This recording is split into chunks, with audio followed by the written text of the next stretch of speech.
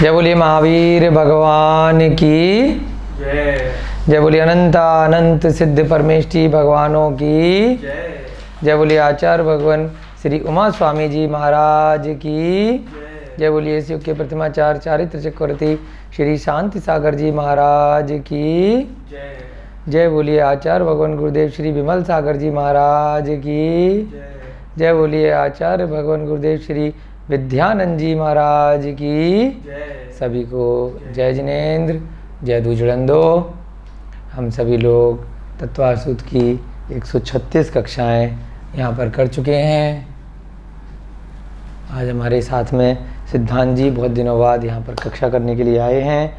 आपका बहुत बहुत स्वागत है।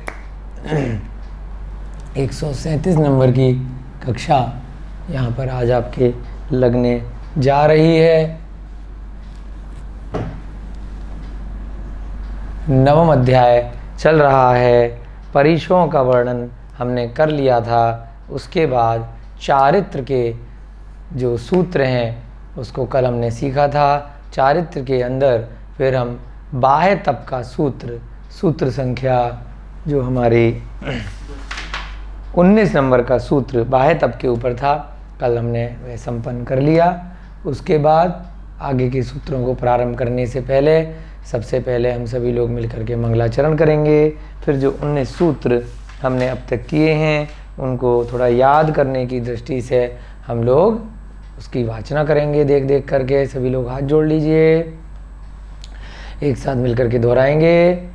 मोक्ष मार्गस्य नेतारम भेतारम कर्म भूभ्रताम ज्ञातारम विश्वतत्त्वानां वन्दे तद्गुणलब्धये वन्दे तद्गुणलब्धये वन्दे तद्गुणलब्धये। जय बोलिए आचार्य भगवान श्री उमा स्वामी जी महाराज की जय हो। अब सभी लोग अपनी पुस्तकों में से या नोट्स में से अपने सूत्रों को निकाल लीजिए, साथ साथ मिलकर के बोलेंगे। आश्रव निरोध संवरः स गुप्ती समिति धर्मानुप्रेक्षा परिशय जय चारित्रयी तपसा निर्जराच सम्यग योग निग्रहो गुप्ती ईर्या भाष्य षडादान निक्षेपोत्सर्गा समितयः उत्तम क्षमा मार्दव आर्जव शौच सत्य संयम तपस्त्यागा किंचन्य ब्रह्मचर्याणि धर्म अनित्याशरण संसारैकत्वान्यत्वा शुच्याश्रव संवर निर्जरा लोक बोधि दुर्लभ धर्म स्वाख्यातत्वानु चिंतनम अनुप्रेक्षा मार्गाच्चिवन निर्जरार्थम परिशोढव्यः परिशः क्षुत पिपासा शीतोष्ण दंशमशक नाग्न्यारति स्त्री चर्या निषध्या शय्या आक्रोश वध याचनालाभ रोग तृण स्पर्श मल सत्कार पुरस्कार प्रज्ञा ज्ञाना दर्शनानि सूक्ष्म सांप्राय छदमस्त वीतरागयोश्चतुर्दश एकादश जिन्हें बादर सांप्राये सर्वे ज्ञानावरणे प्रज्ञा ज्ञाने दर्शन मोहांतराययो रदर्शना लाभौ चारित्र मोहे नाग्न्यारति स्त्री निषध्या क्रोश याचना सत्कार पुरस्कारा वेदनीय शेषा एकादयो भाज्या युगपदे कस्मिन्ने कोन विंशते सामायिक छेदोपसापना परिहार विशुद्धि सूक्ष्म सांपुराय यथाख्यातमिति चारित्रम अनशना वमोदर्य प्रतीव्र संख्यान रस परित्याग विविक्त शय्यासन काय क्लेशा भायम तपः। इस प्रकार से हमने यहाँ पर 19 सूत्र अब तक की कक्षा में किए। एक बार कल की कक्षा में जो हमने पढ़ा उसको जल्दी से हम लोग रिवाइज करेंगे।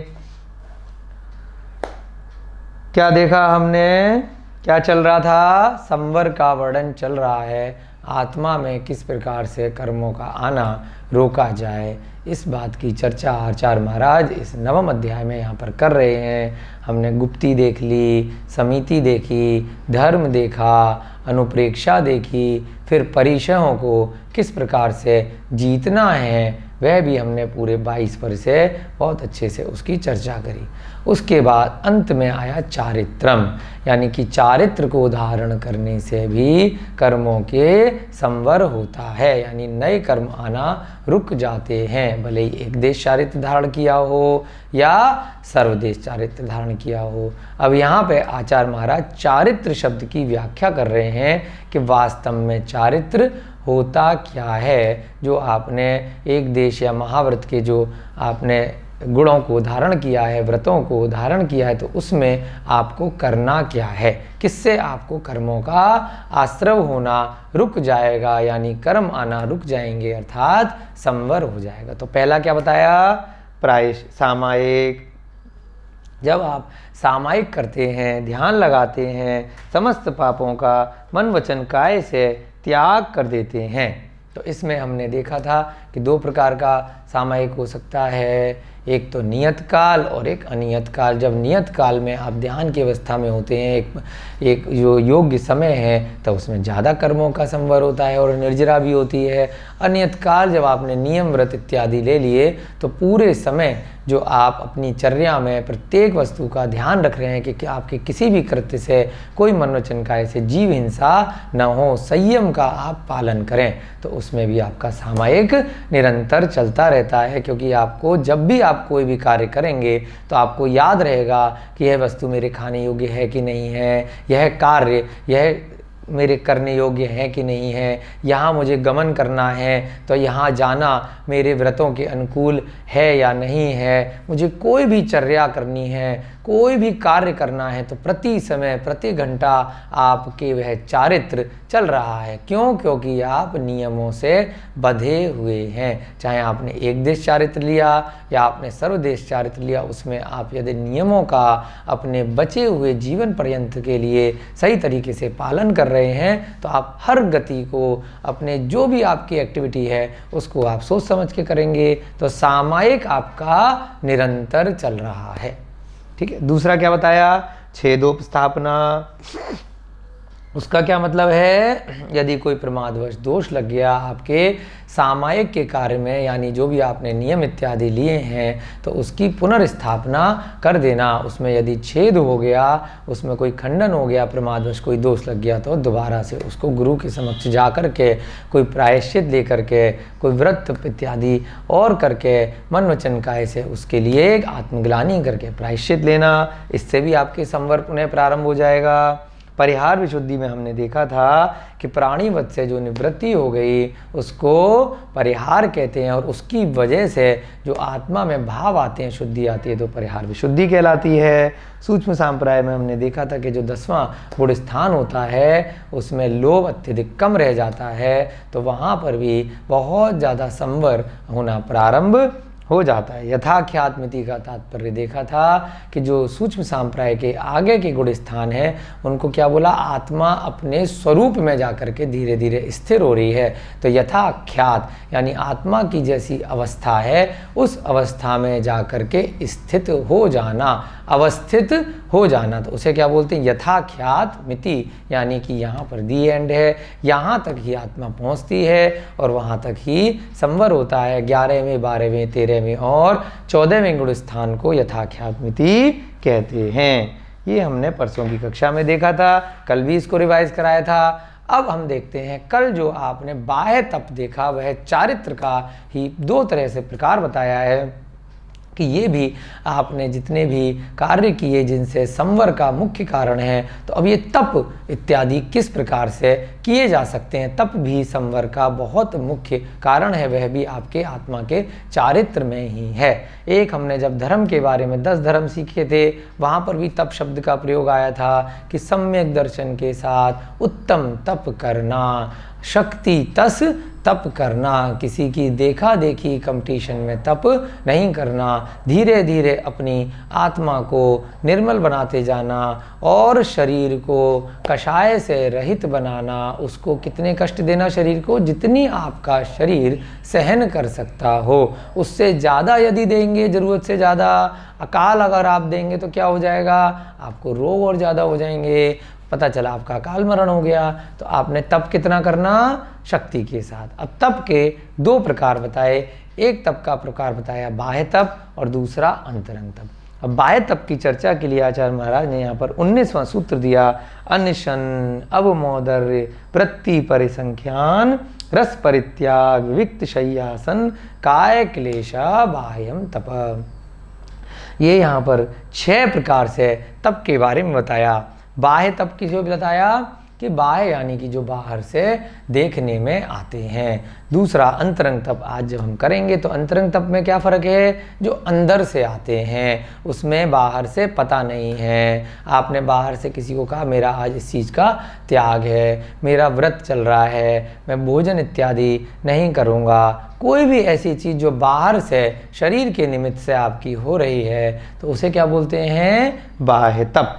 पहला क्या बताया था, अनशन, भूख हड़ताल कर देना। कल आपको कंपैरिजन बताया था, सांसारिक कार्यों के लिए अनशन करना, उससे मोक्ष मार्ग नहीं होता। आपने कोई भी अपने घर में ही कोई मांग पूरी करनी है तो उसके लिए क्या बोल दिया, आज हम खाना नहीं खाएंगे, आज हम अनशन पे बैठे हैं, जब तक मुझे ये वस्तु लेके नहीं आएंगे। तो क्या वह मोक्ष मार्ग है, क्या वह तप है, नहीं। तप क्या है, मोक्ष मार्ग के लिए सम्यक ज्ञान के साथ में, सम्यक दर्शन के साथ में अनशन करना। अनशन किसका पार्ट हो गया, चारित्र का। सम्यक ज्ञान में आपको जानकारी होगी कि क्यों करना है अनशन, सम्यक दर्शन, आपको श्रद्धा हो गई उस कार्य को करने पे कि यही मोक्ष मार्ग है, यहीं से मैं संसार चक्र से मुक्ति प्राप्त कर सकता हूँ। उस उद्देश्य के साथ में प्राणी मात्र के प्रति जीव हिंसा से रहित होकर चारों प्रकार के आहार इत्यादि का त्याग करना, वह क्या कहलाता है, अनशन। यदि उसमें आपने मन में कोई ऐसा विचार कर लिया कि व्रत करने से मुझे अगले दिन ये गिफ्ट मिलने वाला है, मुझे सम्मान मिलेगा, मुझे माला मिलेगी, मुझे नाम होगा, तो क्या वह अनशन है, नहीं है। अगर आपके मन में ऐसे विचार आ गए कि कोई भी पर्व आया, पर्युषण पर्व आया या कोई भी ऐसी तिथि आई, इस पे क्या होता है कि बहुत अवार्ड मिलता है जो लोग अनशन करते हैं, जो लोग व्रत उपवास करते हैं, तो इसलिए अगर करना है किसी चाह के साथ में, तो क्या हो गया, आपको पहले ही बताया, आपने उसका निदान कर लिया, तो बड़ा दोष है। उस निदान के कारण से आपके कर्मों की निर्जरा नहीं होगी। क्या हो जाएगा, आपको पुण्य तो मिलेगा परंतु संसार चक्र समाप्त नहीं होगा। किस उद्देश्य से करने हैं सारे की सारे बाह्य तप, मोक्ष मार्ग पे आगे बढ़ने के लिए। अब मौदर्य, भूख से कम खाना, 4 रोटी की भूख है तो 3 में काम पूरा कर लेना, है ना। क्यों कर रहे हैं, जिससे भोजन के प्रति राग कम हो, आत्मा में विशुद्धि आए। और इसका दूसरा फायदा क्या होगा, आपकी पाचन शक्ति अच्छी होगी। आप अगर ज़्यादा भर भर के भोजन नहीं करेंगे ज़रूरत से ज़्यादा, तो आपके शरीर में रोग भी नहीं होगा। तो दोनों फायदे हैं, और आत्मा भी आपकी निर्मल होगी क्योंकि अभी आपने भूख से थोड़ा कम खाया है। वृत्ति परिसंख्यान, इसके बारे में कल बताया था कि जो मुनि महाराज इत्यादि हैं, निर्ग्रंथ मुनि, वो क्या करते हैं, आहार के लिए जाते समय कोई नियम विधि ले लेते हैं। जब वह विधि मिलती है तभी आहार करते हैं, विधि नहीं मिलती तो क्या मानते हैं, उस दिन उनका अलाभ कर्म का उदय है, अंतराय कर्म के उदय के कारण से अलाभ मिला है, यानी भोजन का लाभ नहीं मिला। इसमें किसी का कोई दोष है क्या, अगर उनकी विधि नहीं मिली तो किसी का कोई दोष नहीं है। सभी श्रावकों ने बहुत प्रयास किया, अभ्यास किया, परंतु योग्य चीज़ उनको नहीं मिली जो उन्होंने विधि ली है, निर्दोष चर्या नहीं पूरी हो पाई। तो इसमें किसी भी श्रावक का, किसी भी अन्य व्यक्ति का कोई दोष नहीं है। इसमें भी क्यों लेते हैं विधि, जिससे कि अपनी आत्मा को और निर्मल करने के लिए। ये भी किसका हुआ भाग, बाह्य तप का, कि बाहरी रूप से ये चीज़ देखने में आ रही है कि मुनि महाराज इस प्रकार से हाथ करके जब आहार चर्या के लिए जाते हैं तो मन में एक विचार लेते हैं कि मुझे यहाँ पर इस घर के बाहर, इस गृहस्थ के बाहर यदि यह चीज़ मिलेगी तो मैं आहार करेंगे, है ना। जैसे आदिनाथ भगवान का उदाहरण आपके सामने है। राजा श्रेयांस ने आहार कराया था, भगवान महावीर को चंदनबाला ने आहार कराया था। तो उनके मन में इस प्रकार से वो विधि ले लेते हैं, तीर्थंकर भी लेते हैं और आम मुनि भी। वर्तमान समय में आपने ऐसे देखे होंगे, तो उसे क्या बोलते हैं? वृत्ति परिसंख्यान। ये भी बाह्य तप का ही प्रकार है। रस परित्याग के बारे में भी कल बहुत अच्छे से चर्चा करी थी। जो 6 प्रकार के रस हैं उनका त्याग क्यों बताया है? क्योंकि उससे आत्मा में क्या आती है? निर्मलता कम आती है। तामसिक गुण होते हैं उन चीज़ों में, राजसिक गुण होते हैं। दूध से बने हुए जितने पदार्थ हैं वह आपको पहले भी बताया जा चुका है कि वर्तमान परिप्रेक्ष्य में अभक्ष की श्रेणी में भी आते हैं, क्योंकि उनमें तमाम तरह की मिलावट होती है। तो जब ये ग्रंथ इत्यादि लिखे गए तब 3 रस मुख्य रूप से दूध से बने हुए चलते थे, दूध, दही और घी। तो इसलिए उनको इन 3 रसों में यहाँ लिया गया है।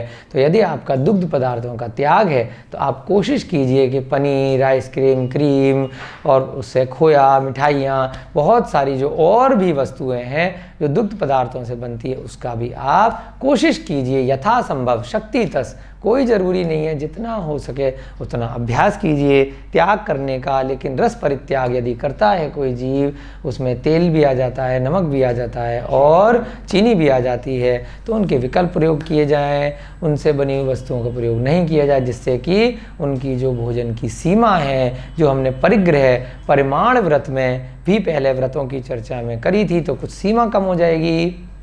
1000 वस्तुएं यदि आपके खाने की हैं तो 100 वस्तु रह जाएंगी। तेल से बनने वाली जो सैकड़ों वस्तुएं हैं वो कम हो जाएंगी। नमक के बिना यदि आप भोजन करेंगे तो आत्मा में ज़्यादा विशुद्धि आएगी।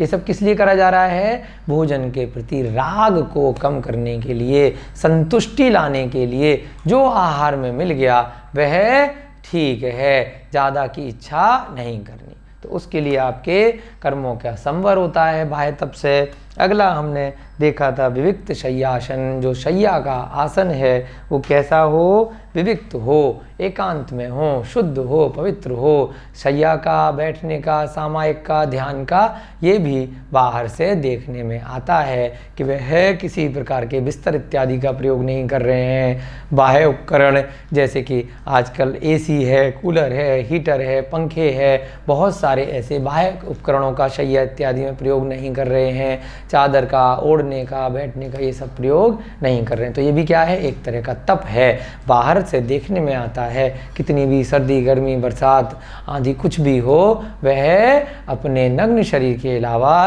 किसी अन्य वस्तु का प्रयोग नहीं करते शय्या के समय पर। तो इसलिए उसे क्या बोला? विविक्त शय्यासन भी बाह्य तप कहलाता है। काय क्लेश, काय को क्लेश देना, शरीर को कष्ट देना।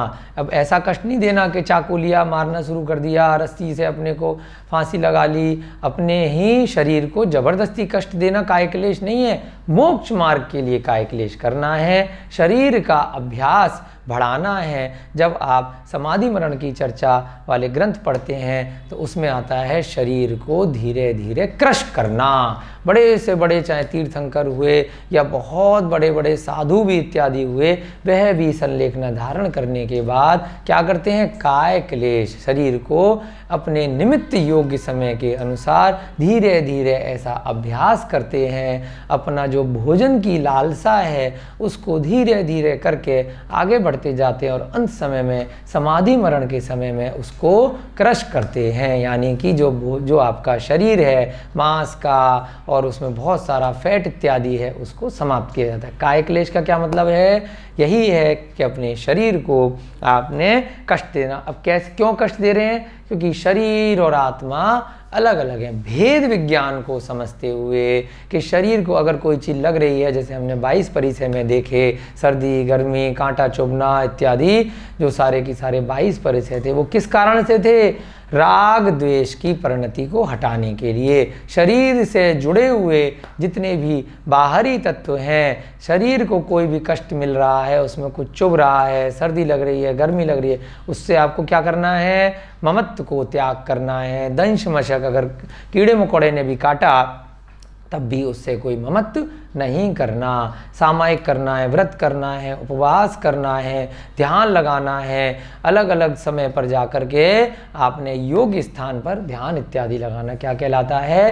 काय क्लेश, योग धारण करना। अब कैलाश पर्वत पे जाके आदिनाथ भगवान बैठे, नेमिनाथ भगवान जाके गिरनार पर्वत पे बैठे, क्या वहाँ सर्दी नहीं थी, गर्मी नहीं थी, बरसात नहीं हुई होगी, सालों सालों तक तपस्या करी, क्यों करी? इसी बाह्य तप के कारण से। इसमें क्या होता है? इससे कर्मों का संवर होता है। बहुत अच्छे से हमने कल परसों की कक्षा को यहाँ पे रिवाइज किया। अब हम आज की कक्षा में देखने जा रहे हैं कि बाह्य तप तो हो गए, बाहरी कारण। अब आपने दिखाने के लिए तो तप कर लिए, लेकिन अब अंदर से भी तो करना पड़ेगा। आपने व्रत कर लिया, आज हमारा उपवास है, सारे लोग आपको परिवार के या लोग आपको कुछ भी काम नहीं दे रहे हैं, और अंदर से क्या इच्छा चल रही है? भूख लग रही है।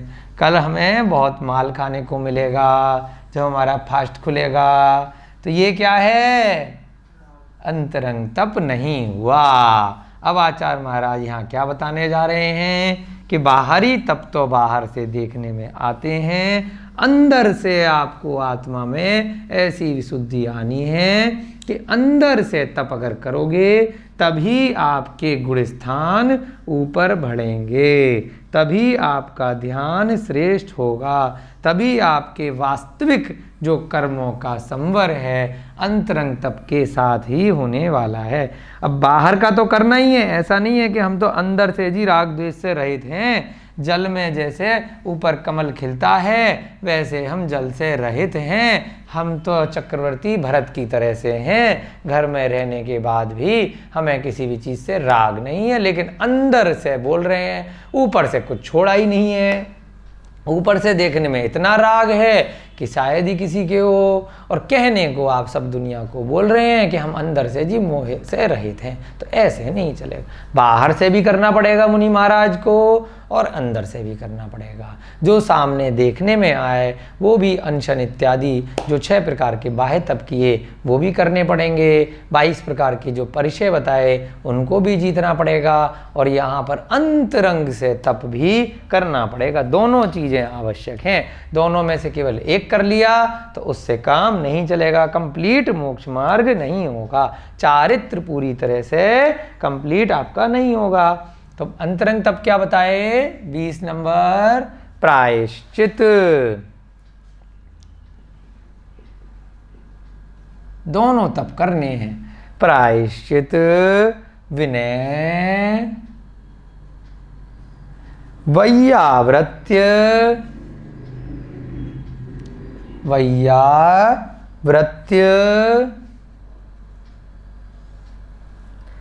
स्वाध्याय, व्युत्सर्ग,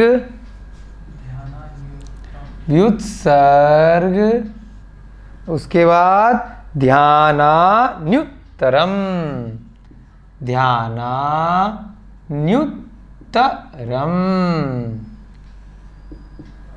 क्या लिखा? ध्यानान्युत्तरम। अब इसका संधि विच्छेद करेंगे। क्या है अंतरंग तप के अंदर? ये जो यहां से लेंगे हम अन्युत्तरम। अन्युत्तरम का तात्पर्य, इसका जो अर्थ होता है वो अभ्यंतर तप से है, बाह्य तप के विपरीत। अन्य उत्तरम, इसके अन्य उत्तरम यानी कि इसके अतिरिक्त जो दूसरा तप है उसका तात्पर्य क्या निकला? अभ्यंतर यानी कि अंतरंग वाला तप। इसको आंतरंग तप भी, अंतरंग तप या अभ्यंतर तप भी कहते हैं। क्या मतलब है? अन्युत्तरम। तो क्या क्या होते हैं अन्युत्तरम?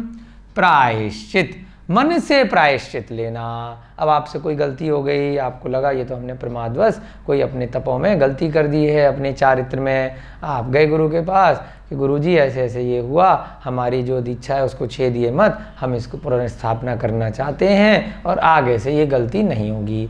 केवल कहने के लिए आपने कर दिया, अंतरंग से चल रहा है, एक बार ये चीज़ हो जाएगी फिर देखी जाएगी। आपने कोई व्रत उपवास किया, भूख लग गई, उसमें कुछ कर लिया, अगले दिन फिर वही कार्य कर दिया, फिर प्रायश्चित ले आए, बार बार प्रायश्चित लेके आएंगे तो क्या बन जाएगा? अनाचार। पहले भी हम व्रतों की चर्चा में पढ़ के आए थे।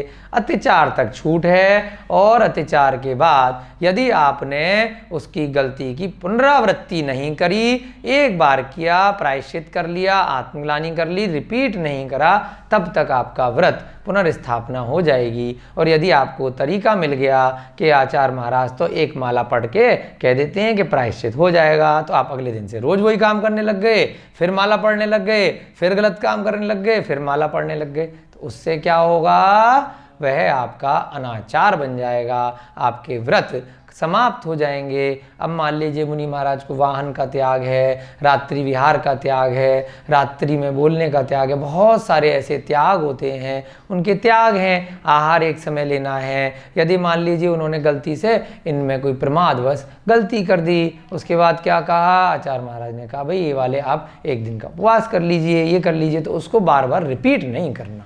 प्रायश्चित का मतलब यह अंतरंग में क्या बोल रहे हैं कि जो आत्मग्लानि करके आपने दोषों का जो आपने प्रायश्चित लिया है, जो आपकी अज्ञान की वजह से, प्रमाद के कारण से आपके कोई दोष लग गए, जो आवश्यक क्रिया थी, जो आपका चारित्र था उसमें दोष लगा, उसमें शुद्धि करना, ना कि जानबूझ करके आपने दोष लगाया, तो उसमें प्रायश्चित किस बात का? आपके व्रत तो वहीं समाप्त हो गए। भले ही दिखाने में आप मुनि महाराज बन के घूम रहे हो, आपके हाथ में पीछे कमंडल हो, यदि आपके अंतरंग से विचार सांसारिक हैं और यदि ऐसी किसी क्रिया में आप लिप्त हैं जिससे आपका संसार बढ़ रहा है, तो आपका अंतरंग तप नहीं हुआ।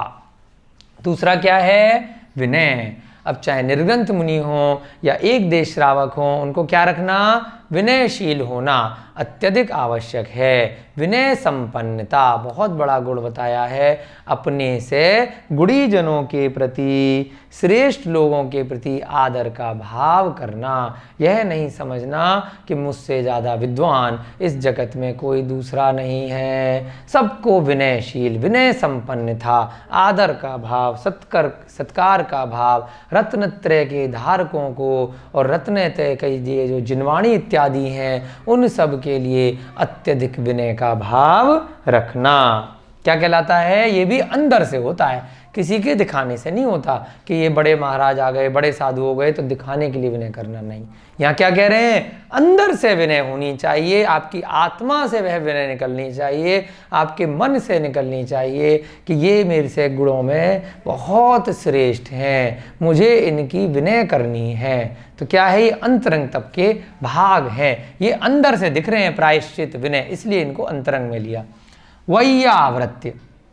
कोई रोगी साधु हैं, कोई साधु विहार करते हुए दूसरे साधु आ गए, आप एक आश्रम में ठहरे हुए हैं, दूसरे साधु आ गए तो आपने उनको मना कर दिया।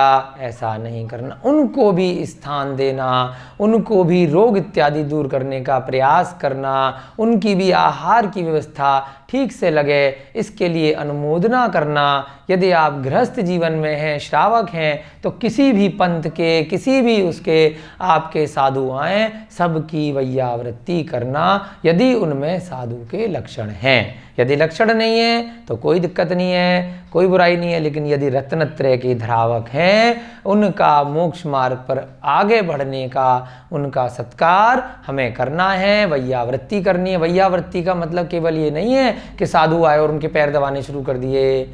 वैयावृत्ति का मतलब है उनको जो उनकी चर्या में उनको आगे बढ़ाए, दोष ना लगाए, ऐसे कोई भी वस्तुएं हैं, स्वाध्याय करने के लिए कोई ग्रंथ हैं, उनकी पीछी कमंडल इत्यादि की व्यवस्था करनी है, उनके रहने की, ठहरने की व्यवस्था करनी है, विहार की व्यवस्था करनी है, उनके आहार की व्यवस्था करनी है कि शुद्ध योग्य उनका आहार हो पाए, उनके कोई रोग इत्यादि है तो औषधि की व्यवस्था करनी है। वह सब मिला के वैयावृत्ति कहलाती है। केवल एकमात्र उनके पैर दबा देना ये वैयावृत्ति नहीं है। वो भी है यदि वह थके हुए हैं तो वह भी आप वैयावृत्ति का एक प्रकार मान सकते हैं। अगला क्या है? ये सब अंतरंग से करने हैं, किसी के कहने पे, कोई कंपटीशन में नहीं करने। स्वाध्याय, स्व प्लस अध्याय, ये जो आप अभी तत्वा सूत्र कर रहे हैं, किसके लिए कर रहे हैं? इससे कोई आपको सर्टिफिकेट मिलने वाला है क्या? कहीं आपका बोर्ड पे नाम छपने वाला है क्या कि हमने ये पढ़ लिया, हम बहुत बड़े विद्वान हो गए? यहाँ आप और हम सभी मिलके क्या कर रहे हैं? यह अंतरंग तप ही कर रहे हैं, जिसकी वजह से अपनी आत्मा का, स्वयं का कल्याण हो। आप अपने लिए कर रहे हैं, हम अपने स्वयं के कल्याण के लिए कर रहे हैं। इसमें ना तो हमें कुछ धन मिल रहा है, ना आपको कुछ धन मिल रहा है, ना आपको कोई माला मिल रही है, ना नाम मिल रहा है। क्यों किया जा रहा है? स्व अध्याय करने के लिए। तो आप ध्यान रखिए कि आपका अंतरंग तप यहाँ पर चल रहा है। जब भी आप किसी भी शास्त्र का स्वयं अध्ययन करते हैं या कराते हैं तो उस समय आपके कर्मों की बहुत निर्जरा होती है। इस समय भी आप अगर अच्छे से इसको समझ रहे हैं, अपने नोट्स बना रहे हैं, ध्यान में रख रहे हैं और आचरण भी कर रहे हैं इसके जो भी आपने सीखा है, तो आप अंतरंग तप कर रहे हैं। तो मुनि महाराज के लिए भी अत्यधिक आवश्यक बताया स्वाध्याय, स्वयं का अध्याय। क्यों बताया? अंतरंग तप का भाग है। यहाँ पर यदि आप कोई सांसारिक नोवेल पढ़ रहे हैं, टीवी देख रहे हैं, पिक्चरें देख रहे हैं, अखबार पढ़ रहे हैं, आप कोई भी ऐसी कहानी किताबें पढ़ रहे हैं जो मोक्ष मार्ग में नहीं है, तो क्या वह स्वाध्याय है? आपका सांसारिक प्रयोजन से, आपका जो भी व्यापार इत्यादि है, आपका स्कूल कॉलेज जो भी आपके ऑफिस हैं, उसके लिए आपके पढ़ रहे हैं, आपको उससे वहाँ फ़ायदा मिलेगा। आपकी आत्मा में इसका कोई कारण नहीं है कि वह स्वाध्याय कहलाएगा। आत्मा को केवल किससे फ़ायदा होगा? ये जो आप यहाँ पर तत्वार्थ सूत्र जैसे ग्रंथों का वाचन कर रहे हैं, आप सुन रहे हैं, समझ रहे हैं, किनके लिए बताया? मुनि महाराज के लिए और अन्य श्रावकों के लिए स्वाध्याय भी अंतरंग तप होता है। उसके बाद यहाँ पर आया बाद में व्युत्सर्ग। व्युत्सर्ग का भी तात्पर्य एक तरह से ममत्व को त्याग करना ही है। व्युत्सर्ग शब्द यहाँ पर 20वें सूत्र में भी आया है और कल की कक्षा में जो आपको कराएंगे 22वां सूत्र, वहाँ पर भी व्युत्सर्ग शब्द का प्रयोग अलग से किया गया है। तो दोनों व्युत्सर्ग में उसके रेफरेंस को देखते हुए कि कहाँ उसका वर्णन चल रहा है या अंतरंग तप में चल रहा है, तो थोड़ा सा जो आचार्यों ने टीका लिखी है यहाँ पर व्युत्सर्ग शब्द का अर्थ थोड़ा सा अलग लिया है। 22वें सूत्र में जब हम कल देखेंगे तो यही शब्द है व्युत्सर्ग, उसका शब्द थोड़ा सा अलग लिया है सब तप के अंदर ही एक प्रकार है। चलिए, व्युत्सर्ग का मतलब क्या होता है? ममत्व को त्याग कर, बाहरी चीज़ों से ममत्व का पूरी तरह से त्याग करना, यहाँ तक कि पीछी और कमंडल से भी ममत्व का त्याग होना चाहिए। इसलिए क्या करते हैं मुनि महाराज? हर वर्ष अधिकतर जगह जहाँ पर यदि पीछी उनकी घिस जाती है तो उसको परिवर्तित कर लेते हैं। क्यों करते हैं? जिससे कि उनके संयम में कोई बाधा नहीं हो और उससे भी कोई ममत्व ना रहे। जिस आश्रम में वो ठहरे हैं उससे कोई ममत्व नहीं करना, जिस मंदिर में है वहाँ से कोई ममत्व नहीं करना, बस अपने निरंतर योग्यता के अनुसार विहार करते रहना। एक स्थान से, एक लोगों से, अपने परिवार से, समाज से, किसी से भी ममत्व बिल्कुल भी नहीं रखना। यदि उनसे ममत्व है, भले ही समाज से उन्हें ममत्व हो गया कि वहाँ मेरी बड़ी अच्छी व्यवस्था होती है, वहाँ मेरा चतुर्मास बहुत अच्छे से होता है, वहाँ बहुत सारा धन आएगा, बहुत नाम आएगा, टीवी पे हमारी बहुत ख्याति होगी, ये सारे विचार आ गए तो क्या हो गया? अंतरंग तप नहीं हुआ। व्युत्सर्ग का क्या मतलब है? किसी भी पर वस्तु से ममत्व बिल्कुल नहीं रखना अंदर से। बाहर वाले में क्या आ गया? काय क्लेश, शरीर इत्यादि से बिल्कुल, क्योंकि बाहर से दिख रहा है कि आप इतने घंटों से उपवास किए हुए हैं, साधना कर रहे हैं, धूप में, सर्दी में, बरसात में, जो बाहर से दिख रहा है उसको क्या बोला? काय क्लेश। जो अंदर से है उसको क्या बोला? व्युत्सर्ग। अंदर से हमें किसी भी पर वस्तु से परिग्रह नहीं करना, ममत्व का भाव नहीं रखना। आप ध्यान में बैठे हैं, कोई आपके पीछे उठा के ले गया, कमंडल उठा के ले गया, उसके बाद क्या किया? ध्यान से खुलते ही आपने कषाय कर ली, क्रोध कर लिया, परिग्रह कर लिया, तो आपका तब बेकार है। आपको ममत्व नहीं करना। आपके कर्मों में जैसा उदय आएगा वैसा आपको उपसर्ग आएगा।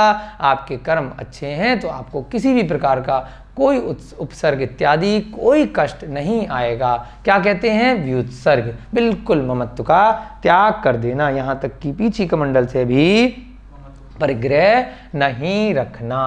अंत में यहाँ पर आता है ध्यान। ध्यान आपने बहुत बार पहले भी सुना होगा, आगे के जो सूत्र आएंगे वहाँ बताएंगे। एक होता है आर्त ध्यान, एक रौद्र ध्यान और एक शुक्ल ध्यान, है ना। इस प्रकार से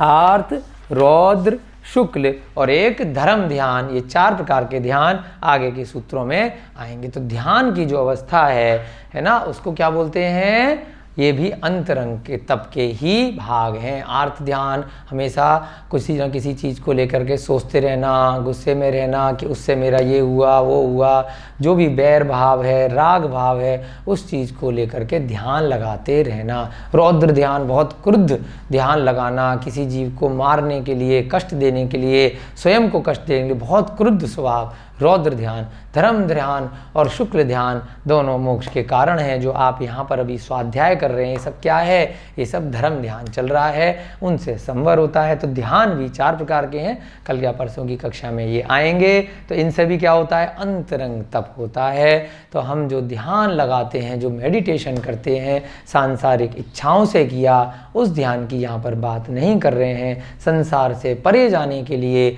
मुक्ति के मार्ग के लिए जो आप ध्यान में, जो आपने 3 लोक का वर्णन देखा, तत्वासूत्र में जितने भी आपने सूत्र देखे, इस संसार से निकलने के लिए, संसार की दशा से निकलने के लिए, चतुर्गतियों के दुखों को, सिद्ध भगवानों का, आपने अरिहंत भगवानों का, किसी भी प्रकार के मंत्र इत्यादि का जो जाप किया, स्वाध्याय किया, उसको आपने अपने मन में यदि आपने ध्यान में लगाया तो उसे क्या कहा? ध्यान कहा। ये भी क्या है? सबसे बड़ा अंतरंग तप है। ध्यान से ही मोक्ष होता है।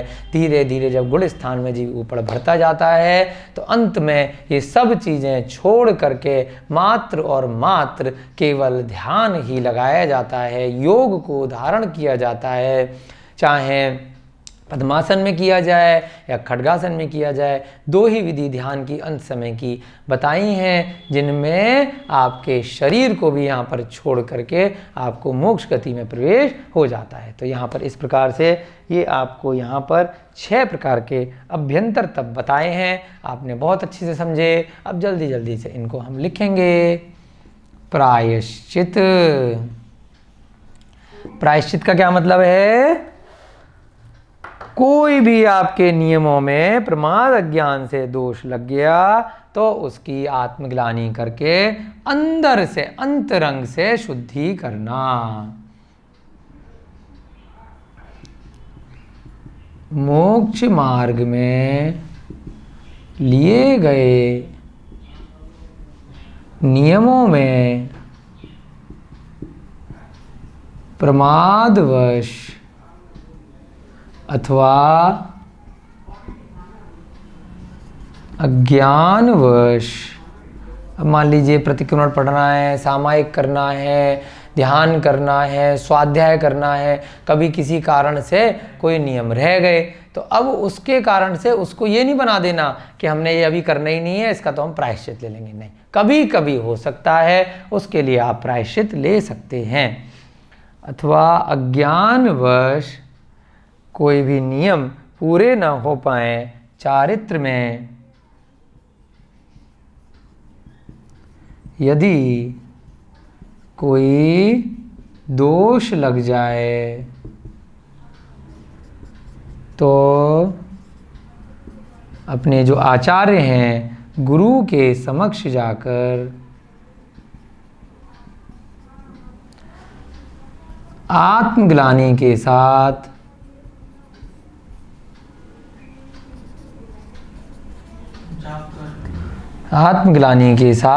प्रायश्चित करना, उसकी शुद्धि करना आत्मग्लानि के साथ, तथा पुनरावृत्ति न हो। इस उद्देश्य से तथा दोषों की पुनरावृत्ति न हो, इस उद्देश्य के साथ, इस भावना के साथ प्रायश्चित करना या शुद्धि करना। उसे क्या बोलते हैं? ये अंदर से होनी चाहिए, बाहर से दिखाने के लिए नहीं होनी चाहिए, तब क्या कहलाएगा? अंतरंग तप। उसके बाद अगला क्या है? विनय। हाँ, जाकर।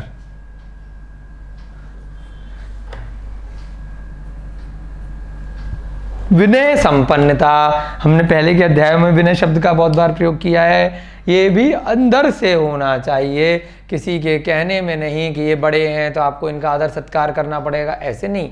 आपको अंतरंग से विनय करनी है। किनकी? रत्नत्रय के धारकों की और उनके गुणों की, श्रेष्ठ लोगों की विनय संपन्नता अंतरंग से करना। रत्नत्रय के धारकों की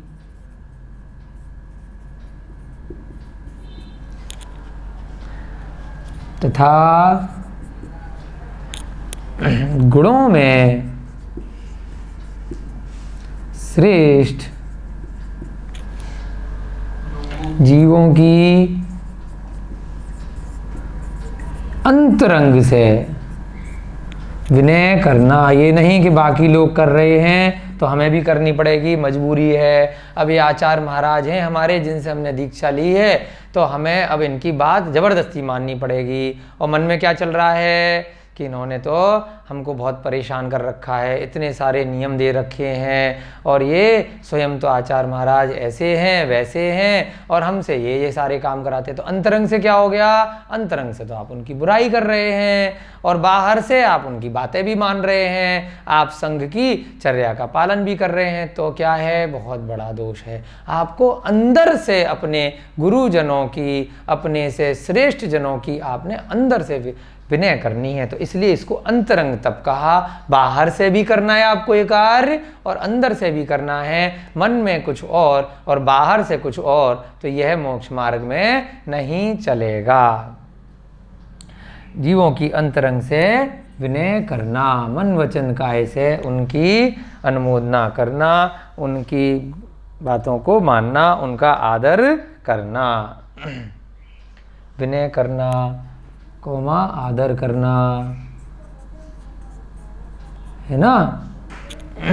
उनके आने के लिए स्थान देना, उनके बैठने के लिए, उनके प्रवचन के लिए, कुछ भी आपसे गुणों में अगर अधिक कोई साधु वहाँ पर आते हैं तो उनके लिए पूरी व्यवस्था करना, उनको आदर देना, ये बहुत बड़ा गुण अंतरंग तप का यहाँ पर बताया है। तीसरा क्या बताया? वैयावृत्य। क्या करना आपको? वैयावृत्त में जो भी दूसरे साधु आए हैं, चाहे उनका तप आपसे ज़्यादा है या कम है, कोई वृद्ध साधु आए, भले ही ज्ञान में आपसे कम हुए, है ना, फिर भी क्या करना? आगे बढ़ कर के आपको उनकी वैयावृत्ति करना, उनके रोग दूर हों, उनके आहार व्यवहार विहार ठहरने की व्यवस्था ठीक हो, उनको किसी भी वस्तु की आवश्यकता हो, स्वाध्याय इत्यादि के लिए उनके नियमों में कोई दोष ना लगे, उसके लिए क्या करना? वैयावृत्ति करना, है ना? वैयावृत्य।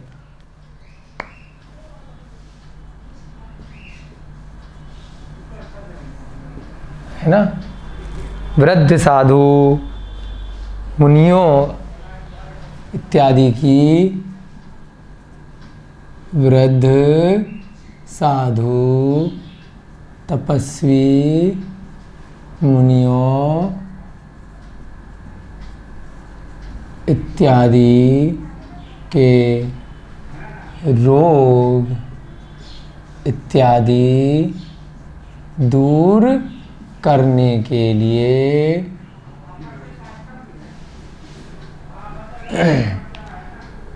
तथा उनकी चर्या को निर्दोष रीति से पालन के उद्देश्य से उनकी सेवा करना, उनको किसी प्रकार की औषधि की ज़रूरत है, आहार की ज़रूरत है, ठहरने की, आहार की, औषधि की व्यवस्था करना। उनके ठहरने की, आहार की, औषधि की तथा स्वाध्याय की, यानी कि उनके लिए ज्ञान की, स्वाध्याय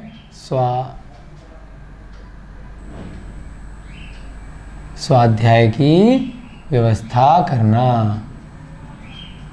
ये सब क्या कहलाता है? वैयावृत्ति। अब आपने उनके लिए ऐसे उपकरण ला के दे दिए जिससे उनको दोष लगे, तो वह वैयावृत्ति नहीं है। आपको इन बातों का भी ध्यान रखना है कि उनके जो 22 परिचय हैं उनको, उन लोगों को जीतना है। आपको यदि कोई श्रावक भी है, आप मुनि महाराज को ऐसे सामान ला के देते हैं जो उनके निर्दोष चर्या में बाधा पहुंचाएंगे।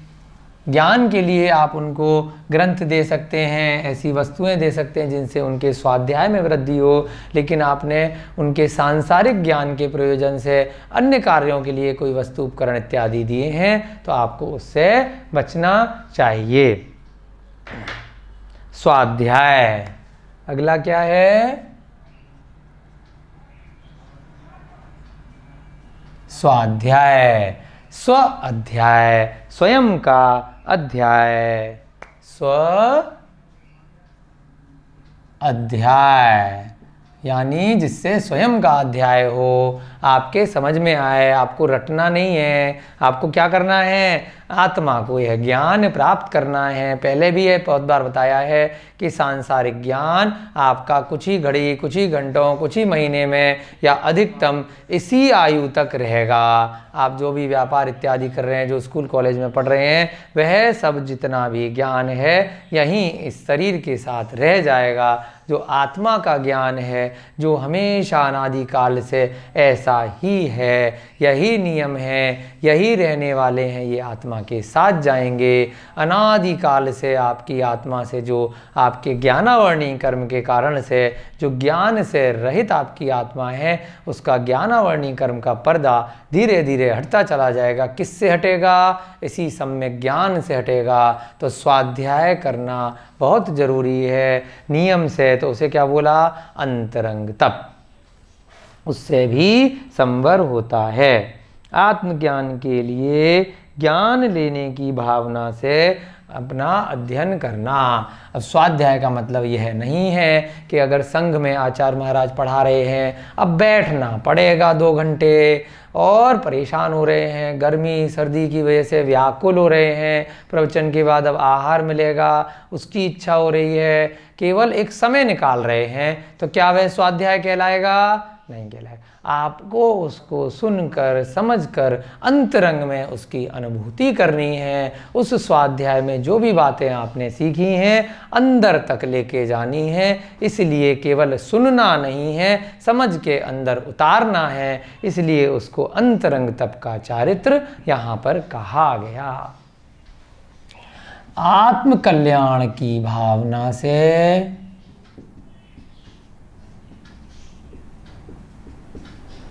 जिनेंद्र भगवान द्वारा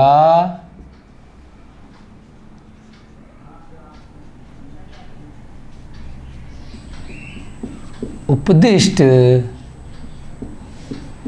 ग्रंथों का अध्ययन करना या कराना, ये भी स्वाध्याय ही है। अगर आपने पढ़ लिया है, आप पढ़ा रहे हैं, सिखा रहे हैं, तो ये भी क्या होगा?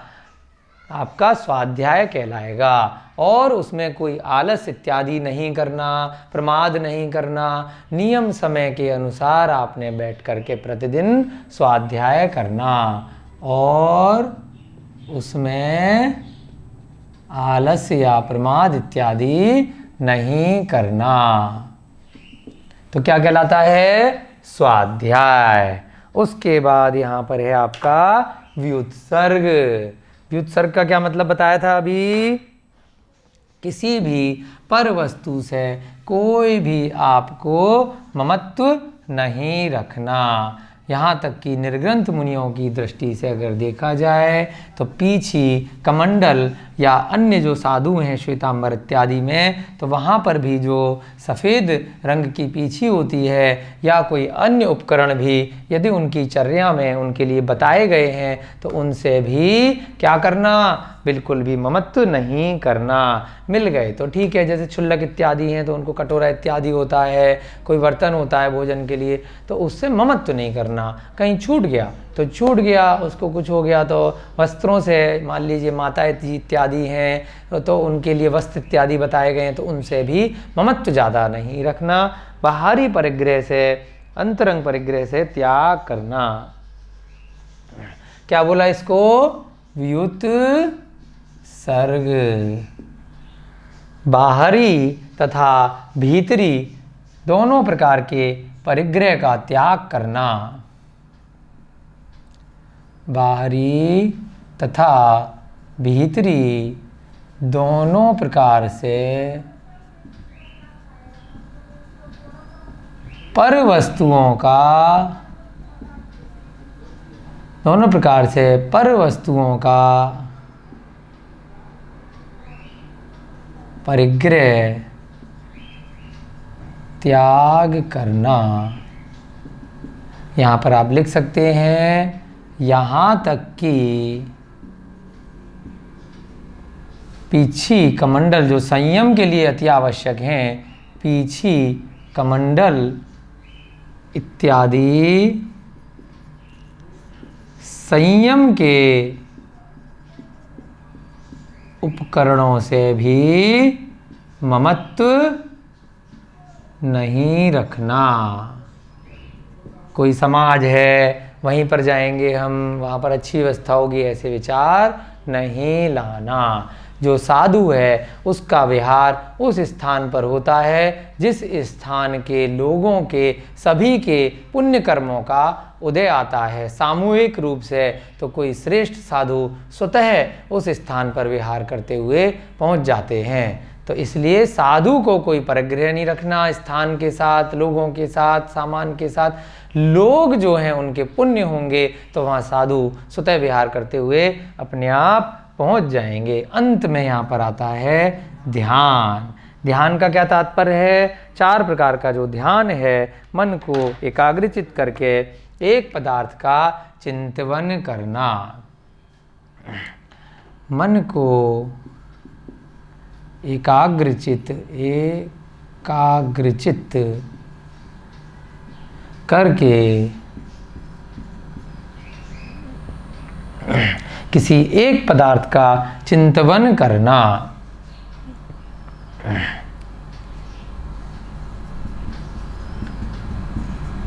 मोक्ष मार्ग में उन्नति के उद्देश्य से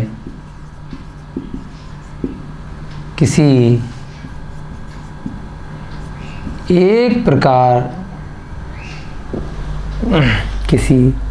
एक पदार्थ का चिंतन करना।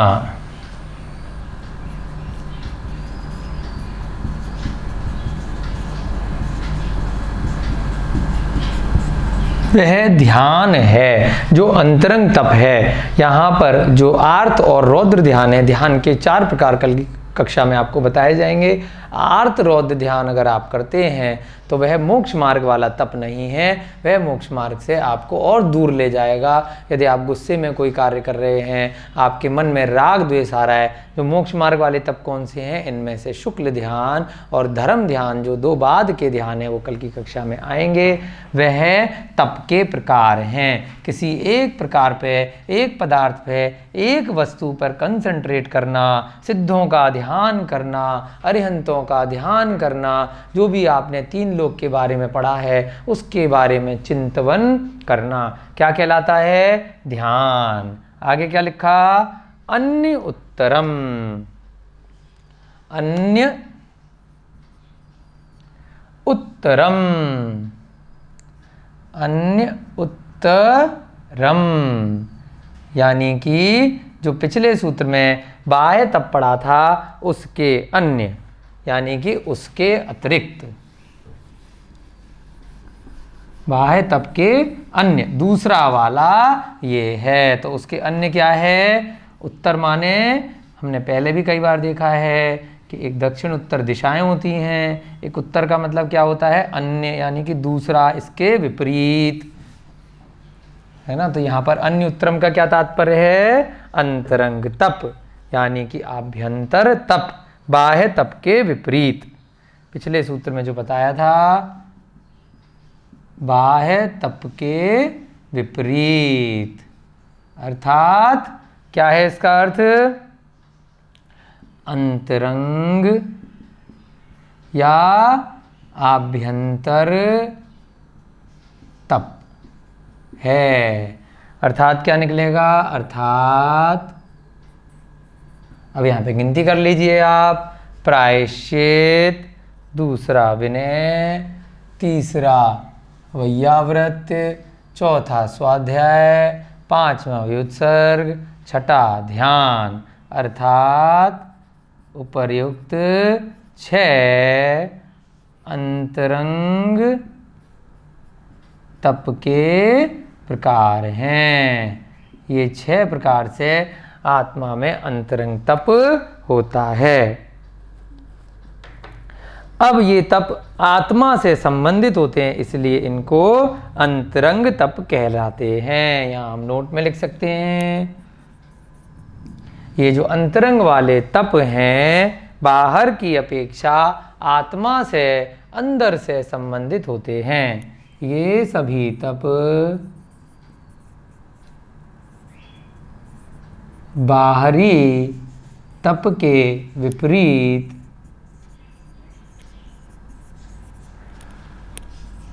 आत्मा से संबंधित होते हैं, कि अंदर से वह कार्य कर रहा है, संबंधित होते हैं, इसलिए अंतरंग तप कहलाते हैं। तो दोनों प्रकार के तप जरूरी हैं। यह नहीं है कि केवल अंदर से तप कर लिया और बाहर से नहीं किया, बाहर वाला भी करना है और अंदर वाला भी तप करना है। अगले सूत्र में, यहाँ पर 21वें सूत्र में गिनतियाँ बताई गई हैं कि इन जो तपों के हमने नाम लिए हैं, इनके आगे कितने कितने भेद हैं, कितने कितने प्रकार हैं। तो आज की कक्षा में आपको बहुत अच्छे से यही एक सूत्र पूरा हो पाया है, बहुत अच्छे से आपको समझना था। कल की कक्षा में आपको इनकी गिनतियाँ कि प्रत्येक के कितने प्रकार हैं और कौन कौन से उनके नाम हैं, तो अगली कई कक्षाओं में, अगले कई सूत्रों में आपको इन 6 प्रकार के ये जो हमने अंतरंग तप देखे हैं, इनके बारे में चर्चा धीरे धीरे आचार्य महाराज अगले 6-7 सूत्रों में यहाँ पर बहुत अच्छे से करने जा रहे हैं। आपके स्वाध्याय में, ज्ञान में, तप में निरंतर इसी प्रकार से वृद्धि होती रहे। इन्हीं भावनाओं के साथ आज की कक्षा को समाप्त करते हैं। जय बोलिए भगवान महावीर स्वामी की जय बोलिए आचार्य भगवान श्री उमा स्वामी जी महाराज की जय बोलिए अनंतानंत सिद्ध परमेष्ठी भगवानों की जय बोलिए आचार्य भगवान गुरुदेव श्री विमल सागर जी महाराज की जय बोलिए इस युग के प्रथमाचार्य श्री चारित्र चक्रवर्ती शांति सागर जी महाराज की जय बोलिए श्वेत पिच्छाचार्य आचार्य भगवान गुरुदेव श्री विद्यानंद जी महाराज की। सभी को जय जिनेन्द्र, जय दो, जड़ंदो।